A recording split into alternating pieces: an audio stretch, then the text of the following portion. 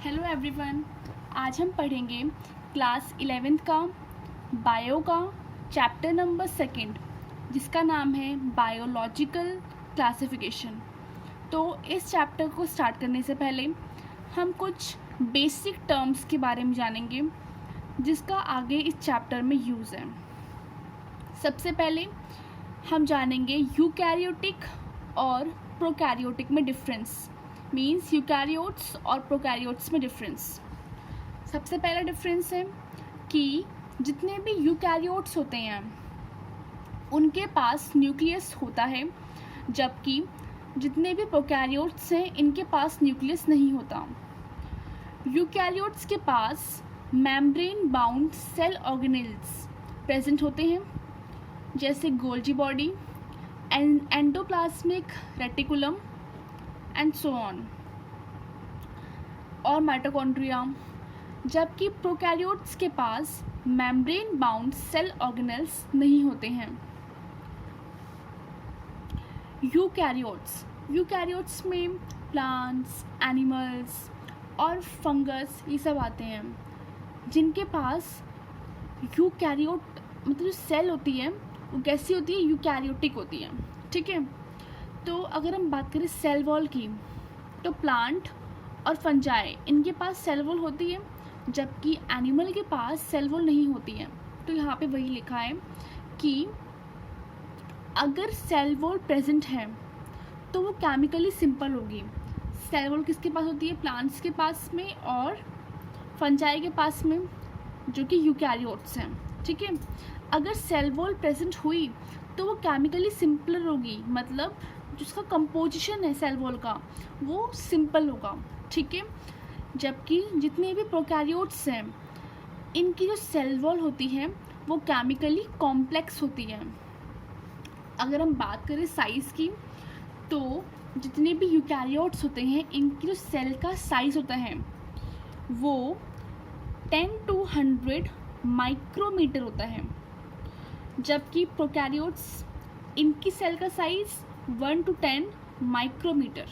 ठीक है, मतलब जो यूकैरियोटिक सेल है वो प्रोकैरियोटिक सेल की कंपैरिजन में लार्ज होते हैं। इसमें एग्जांपल मतलब जितने भी यूकैरियोट्स के एग्जांपल हैं वो है प्लांट्स, एनिमल्स और फंजाई, जबकि प्रोकैरियोट्स में सारे बैक्टीरिया फॉल करते हैं। ठीक है, सेकंड है हम डिफरेंस जानेंगे यूनिसेलुलर ऑर्गेनिज्म में और मल्टी सेलुलर ऑर्गेनिज्म में। यहाँ पे लिखा यूनिसेलुलर, यूनी मतलब सिंगल सेल, वो ऑर्गेनिज्म जो सिंगल सेल या फिर सिंगल टाइप की सेल से मिलकर बने हो।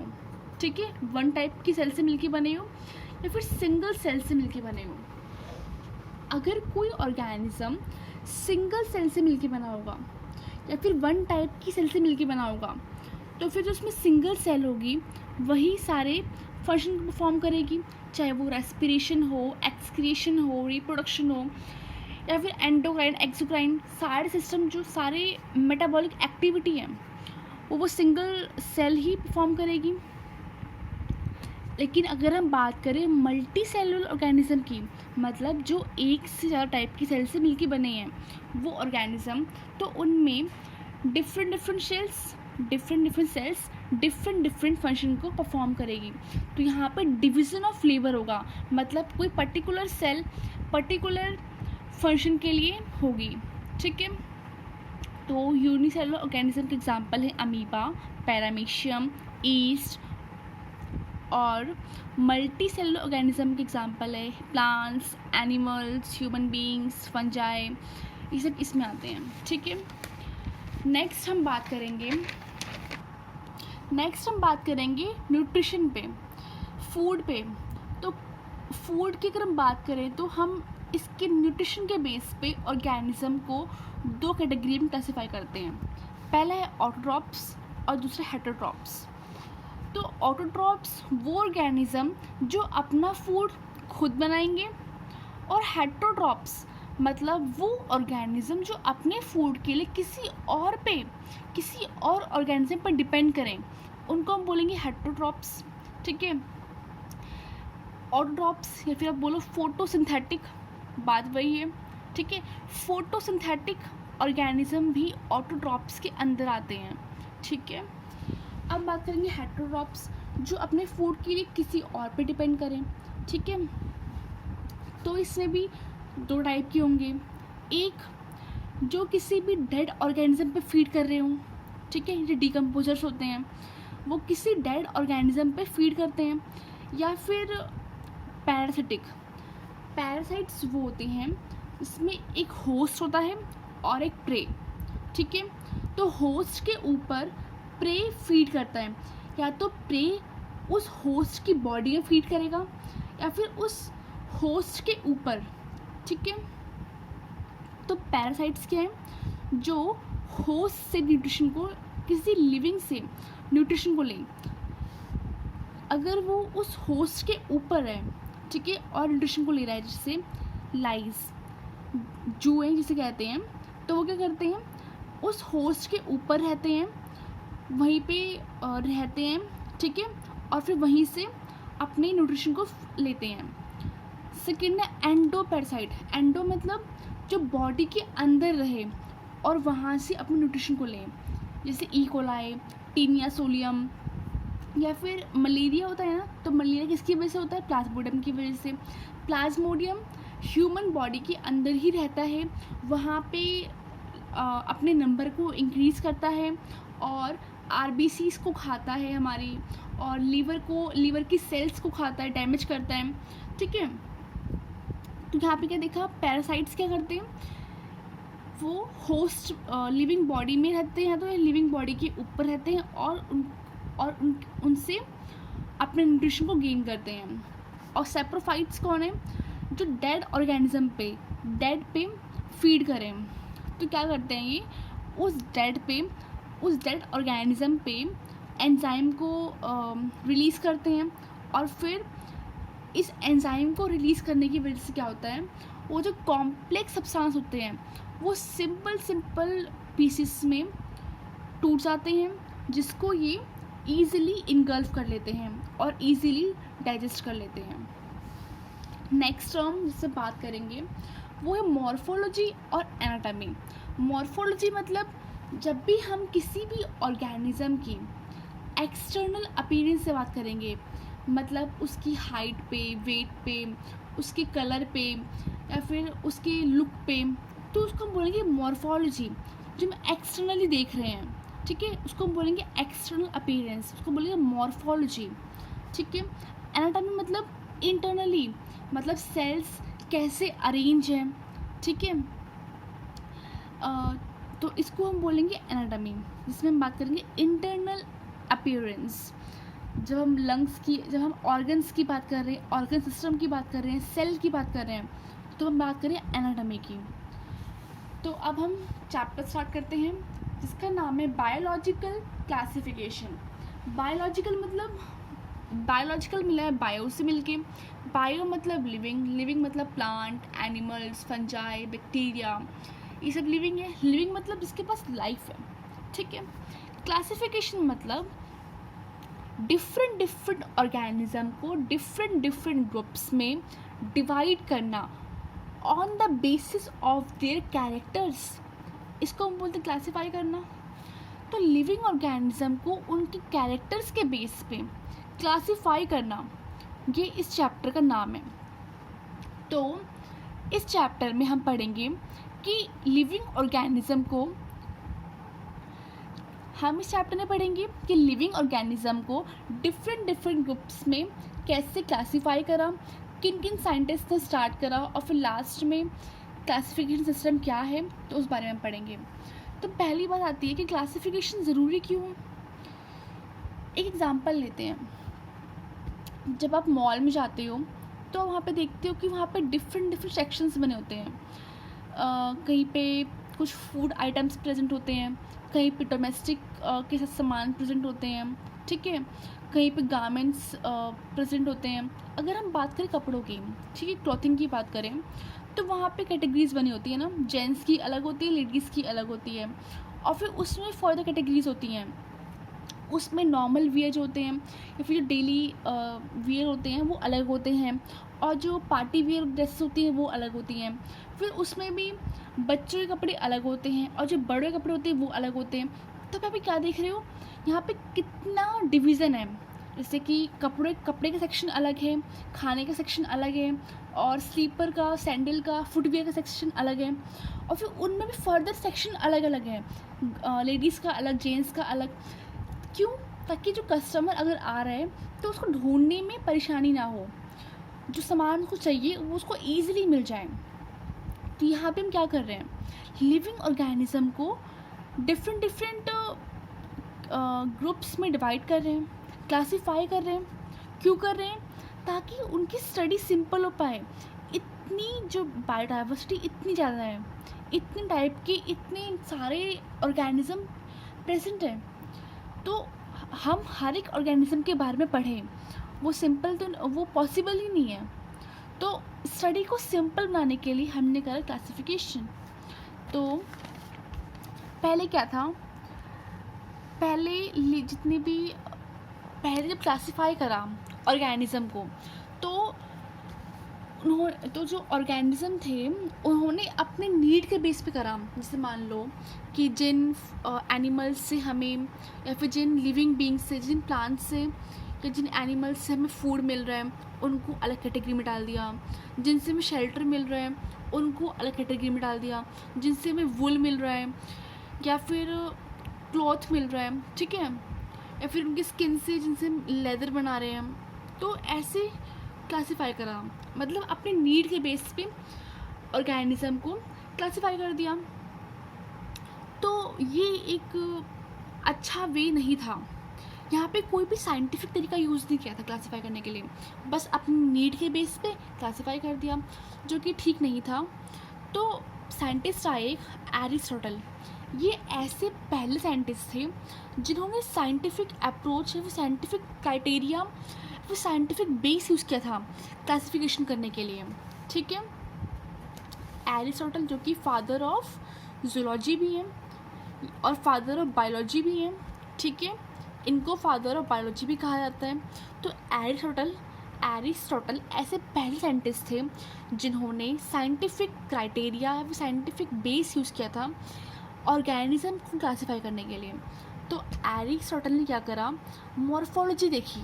क्या देखी? मॉर्फोलॉजी मतलब एक्सटर्नल अपीयरेंस। उन्होंने इस एक्सटर्नल फीचर्स को देखते हुए दो कैटेगरी बना दी, एक प्लांट और एक एनिमल, ठीक है। प्लांट में उन्होंने 3 कैटेगरी बना दी। प्लांट को उन्होंने डिवाइड कर दिया हर्ब्स में, शर्ब्स में और ट्रीज में।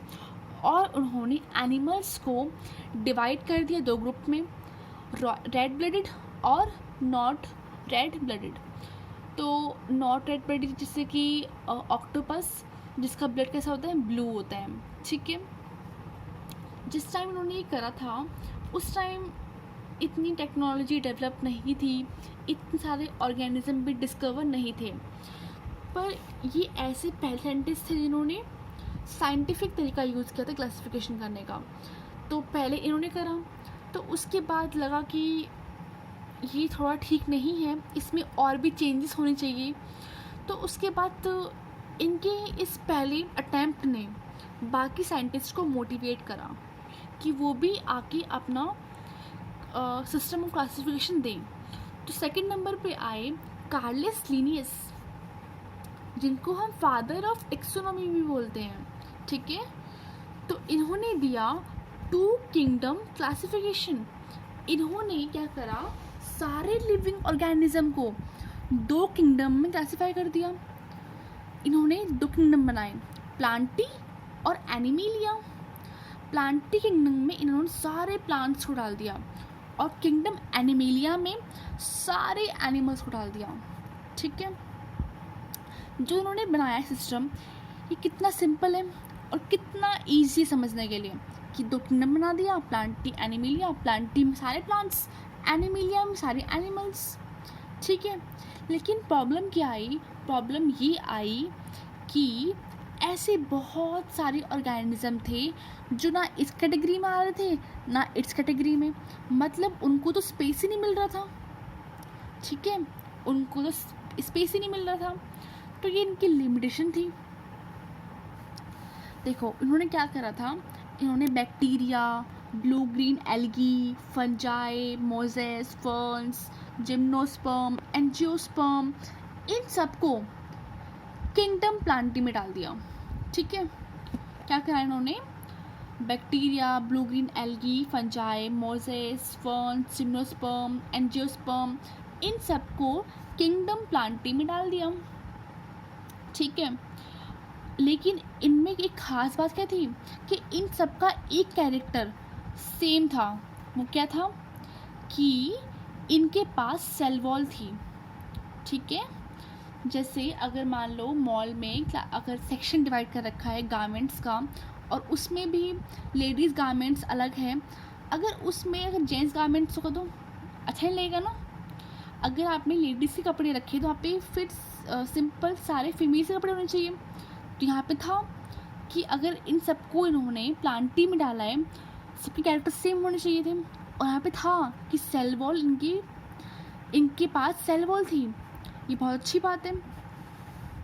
लेकिन देखो प्रॉब्लम क्या आई इनके इस सिस्टम ऑफ क्लासिफिकेशन में, था बहुत सिंपल, दो किंगडम बनाए, प्लांटी एनिमल, या प्लांटी में सारे प्लांट्स, एनिमल में सारे एनिमल्स। पर जो प्रॉब्लम ये आई कि इन्होंने क्या कर रहा था, प्लांटी में blue green algae, fern, Moses, ठीक है, एल्गी, जिम्नोस्पर्म, एंजियोस्पर्म को डाल दिया था प्लांट्स में। देखो बैक्टीरिया और ब्लू ग्रीन एल्गी ये दोनों प्रोकैरियोट्स हैं। ठीक है, जबकि angiosperm, gymnosperm, fern, Moses, fungi ये सब यूकैरियोट हैं।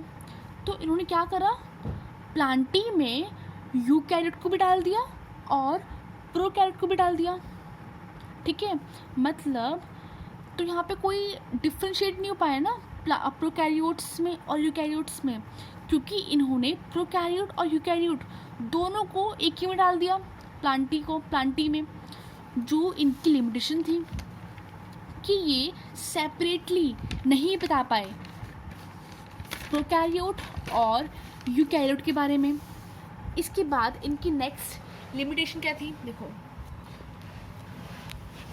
क्लेमाइडोमोनास और स्पायरोगायरा, इन्होंने क्या करा, इन दोनों को एल्गी में डाल दिया। ठीक है, क्लेमाइडोमोनास कैसा है, यूनिसेलुलर है, जबकि स्पायरोगायरा मल्टी सेलुलर है। और पहली बात तो ये कि क्लेमाइडोमोनास एल्गी है, जबकि स्पायरोगायरा तो फंजाई है। लेकिन पहले क्या करा था इन्होंने, दोनों को एल्गी में डाल दिया, ये पहली मिस्टेक। और दूसरी क्या, एक यूनिसेलुलर है, एक मल्टी सेलुलर, मतलब ना तो ये डिफरेंस बता पा रहे हैं प्रोकैरियोट और यूकैरियोट के बारे में, ना ही यूनिसेलुलर और मल्टी सेलुलर के बारे में। जब भी सबको एक ही में डाल देंगे तो जो स्टडी है वो कॉम्प्लेक्स हो जाएगी ना। अगर आप मॉल में सारे सामान एक साथ रख दोगे, खाने के और कपड़ों के सब इकट्ठे रख दोगे, तो फिर जो कस्टमर होगा उसको ढूंढने में तो कितनी प्रॉब्लम होगी, है ना। तो यहाँ भी इन्होंने यही करा, मल्टी सेलुलर ऑर्गेनिज्म को और यूनिसेलुलर ऑर्गेनिज्म को साथ में रख दिया, प्रोकैरियोट्स को और यूकैरियोट्स को साथ में रख दिया। और देखो इन्होंने क्या करा, जैसे हमने कहा था ना कि फंगस और एल्गी इन सबको साथ में रखा था इन्होंने, जबकि जो फंगस है वो हेट्रोटॉपिक है, मतलब ये अपने फूड के लिए किसी और पे डिपेंड करता है, जबकि एल्गी या फिर ग्रीन प्लांट्स ये ऑटोट्रॉपिक है। मतलब इन्होंने ऑटोट्रॉपिक और हेट्रोट्रॉपिक को भी साथ में रख दिया, मतलब इन्होंने ऑटोट्रॉपिक हेट्रोट्रॉपिक को साथ में रख दिया, यूनिसेलुलर और मल्टी सेलुलर को साथ में रख दिया, प्रोकैरियोट्स और यूकैरियोट्स को साथ में रख दिया। मतलब ये डिफरेंस नहीं बता पाए, इनको डिस्टिंग्विश नहीं कर पाए, सबको इन्होंने एक साथ रखा। तब लगा कि नहीं, जो इनका सिस्टम ऑफ क्लासिफिकेशन है उसमें कुछ चेंजेस चाहिए, है तो ठीक पर ये डिफरेंस नहीं बता पा रहे हैं, तो इसमें चेंज चाहिए, इसमें इम्प्रूवमेंट चाहिए। तो इसके लिए आगे भी साइंटिस्ट आते रहे और उन्होंने अपना सिस्टम ऑफ क्लासिफिकेशन दिया और उन्होंने अपने अकॉर्डिंग क्लासिफाई करा। तो थर्ड साइंटिस्ट आए थे अर्नेस्ट हैकल। ठीक है, इन्होंने दिया 3 किंगडम क्लासिफिकेशन। प्लांटी एनिमिलिया वही सेम था। इन्होंने एक किंगडम ऐड कर दिया, प्रोटिस्टा। इन्होंने एक न्यू किंगडम ऐड कर दिया, प्रोटिस्टा, जिसमें इन्होंने जितने भी यूनिसेलुलर यूकैरियोट्स होंगे, जितने भी ऑर्गेनिज्म कैसे होंगे, यूनिसेलुलर यूकैरियोट्स होंगे, उन्होंने इनको डाल दिया प्रोटिस्टा में। हम कैसे हैं? हम यूकैरियोट तो हैं पर हम मल्टी सेलुलर हैं। तो इन्होंने क्या करा था, सारे यूनिसेलुलर यूकैरियोट्स को किंगडम प्रोटिस्टा में डाल दिया। ठीक है, अब देखो प्लांट्स कैसे होते हैं, यूकैरियोटिक। एनिमल कैसे होते हैं, यूकैरियोटिक। और उन्होंने जो न्यू किंगडम बनाया प्रोटिस्टा, इसमें भी इन्होंने किसको डाल दिया, यूनिसेलुलर यूकैरियोट्स को डाल दिया। मतलब प्रोकैरियोट्स को तो स्पेस ही नहीं मिला। अब कुछ नहीं, इसके बाद एक और साइंटिस्ट आए जिन्होंने इसमें और इम्प्रूवमेंट करी। कौन आया था, कॉपलैंड। इन्होंने दिया 4 kingdom system of classification. Plantae Animalia protista same है। इन्होंने एक न्यू किंगडम को ऐड कर दिया जिसका नाम था किंगडम मोनेरा। इन्होंने करा क्या, इस किंगडम मोनेरा में जितने भी प्रोकैरियोट्स हैं सबको डाल दिया किंगडम मोनेरा में। प्रोकैरियोट्स में जनरली कौन आते हैं, बैक्टीरिया। मतलब जितने भी प्रोकैरियोट्स हैं, बैक्टीरिया हैं, सबको डाल दिया मोनेरा में। ठीक है, इसके बाद लास्ट सिस्टम क्लासिफिकेशन दिया R.H. विटेकर ने। ये बहुत इंपॉर्टेंट है, ध्यान से सुनना। R.H. विटेकर जो कि 1969 में आए। ठीक है, इन्होंने दिया 5 किंगडम सिस्टम ऑफ क्लासिफिकेशन। इन्होंने न्यू ग्रुप ऐड करा, न्यू किंगडम ऐड करा, किंगडम फंजाई। ये कैसे होते हैं, ये होते हैं मल्टी सेलुलर यूकैरियोट्स। ठीक है, ये कैसे थे, प्रोकैरियोट्स। ये कैसे थे, यूनिसेलुलर यूकैरियोट्स। ये कैसे हैं, मल्टी सेलुलर यूकैरियोट्स। ये भी मल्टी सेलुलर यूकैरियोट्स और ये भी मल्टी सेलुलर यूकैरियोट्स। फिर डिफरेंस क्या है, देखो ये होते हैं ऑटोट्रॉपिक। प्लांट है ना, ये अपना खाना खुद बनाते हैं, जबकि फंजाई और एनिमिलिया कैसे हैं, हेट्रोट्रॉप्स। चलो ठीक है, और क्या डिफरेंस है, फंगस के पास सेल वॉल होती है जबकि एनिमल के पास सेल वॉल नहीं होती है। मतलब इस किंगडम में जितने भी ऑर्गेनिज्म आएंगे इनके पास सेल वॉल होगी, और इस किंगडम में जितने भी ऑर्गेनिज्म आएंगे ये कैसे होंगे, यूकैरियोटिक होंगे, मल्टीसेलुलर होंगे, पर इनके पास सेल वॉल नहीं होगी। जबकि इस किंगडम में जितने भी ऑर्गेनिज्म आएंगे यूकैरियोटिक होंगे, मल्टीसेलुलर होंगे, पर इनके पास सेल वॉल होगी जो कि काइटिन की बनी होगी। और इनके पास जो सेल वॉल होती है वो किसकी बनी होती है, सेलुलोज की। मतलब इस किंगडम में जितने भी ऑर्गेनिज्म आएंगे इनकी सेल वॉल सेलुलोज की बनी होनी चाहिए। ठीक है, क्वेश्चन आता है कि जो R.H. विटेकर ने 5 किंगडम सिस्टम ऑफ क्लासिफिकेशन दिया, तो उन्होंने किस बेस पे दिया, कौन सा क्राइटेरिया यूज़ किया, कौन सा बेस यूज़ किया, कौन से किस साइंटिफिक बेस पे इन्होंने क्लासिफाई करा। तो ये 5 बेस थे। पहले सेल स्ट्रक्चर, कि सेल की स्ट्रक्चर कैसी है, सेल कैसी है, यूकैरियोटिक है या प्रोकैरियोटिक है। दूसरा है थैलेस ऑर्गेनाइजेशन।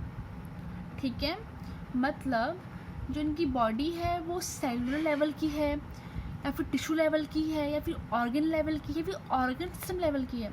इसका मतलब ये है, कुछ थे लोअर ऑर्गेनिज्म जिनमें इतनी ज़्यादा डेवलपमेंट नहीं थी, जो बहुत लेस डेवलप्ड है, जैसे बैक्टीरिया।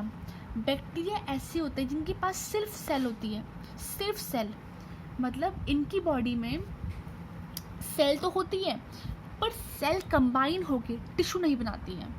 ठीक है, तो इनको हम बोलेंगे कि इनकी जो बॉडी है कैसी है, सेल्युलर लेवल की है।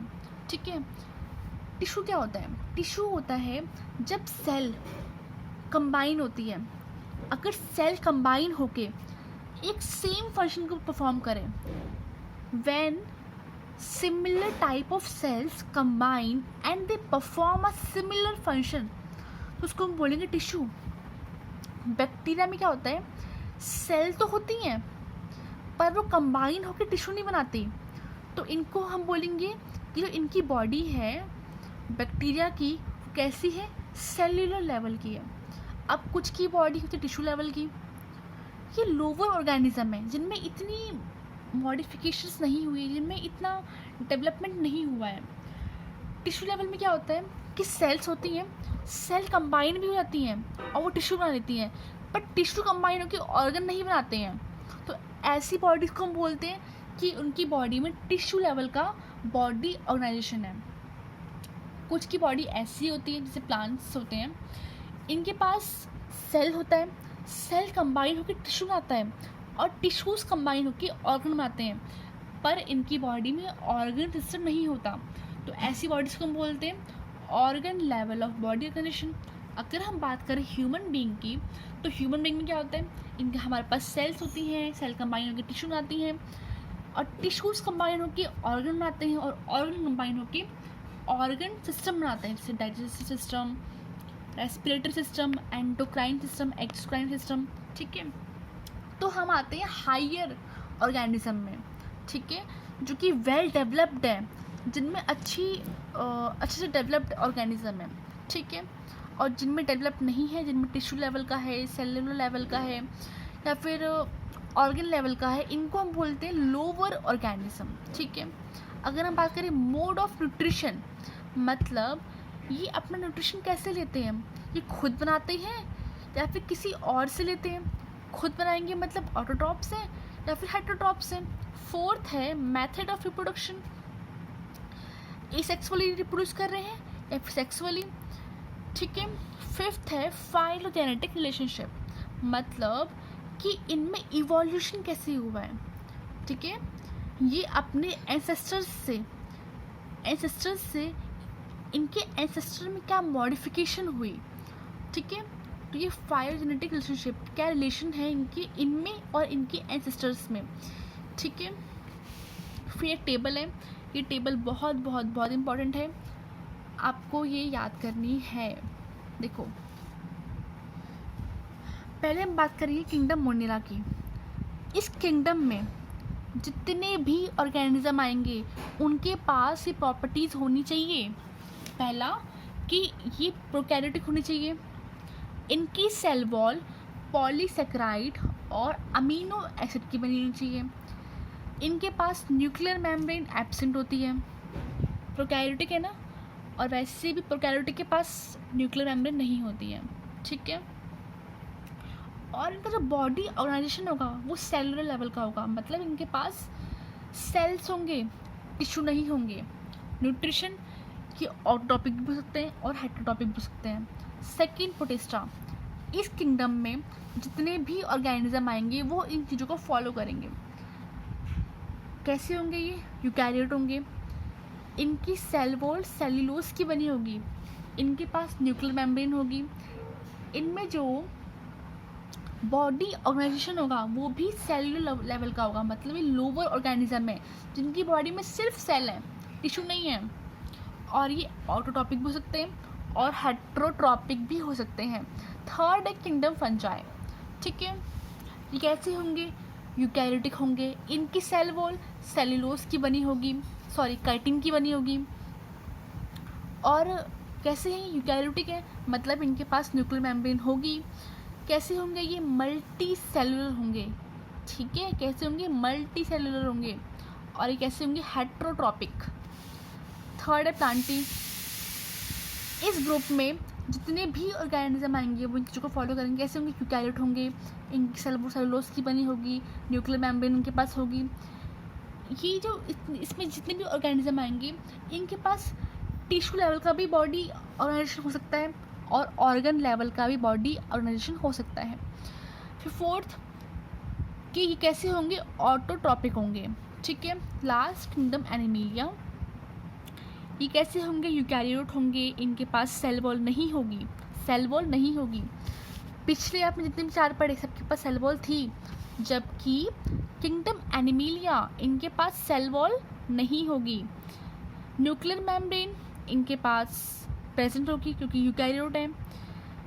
इसमें जितने भी ऑर्गेनिज्म आएंगे इनके पास टिश्यू लेवल का भी बॉडी ऑर्गेनाइजेशन हो सकता है ऑर्गन लेवल का भी हो सकता है और ऑर्गन सिस्टम लेवल का भी हो सकता है, ठीक है। और कैसे होंगे ये, हेटेरोट्रॉपिक होंगे। तो आज की वीडियो में इतना ही। नेक्स्ट वीडियो में हम पढ़ेंगे किंगडम मोनेरा के बारे में। तो सेपरेटली हम सारे किंगडम्स के बारे में पढ़ेंगे।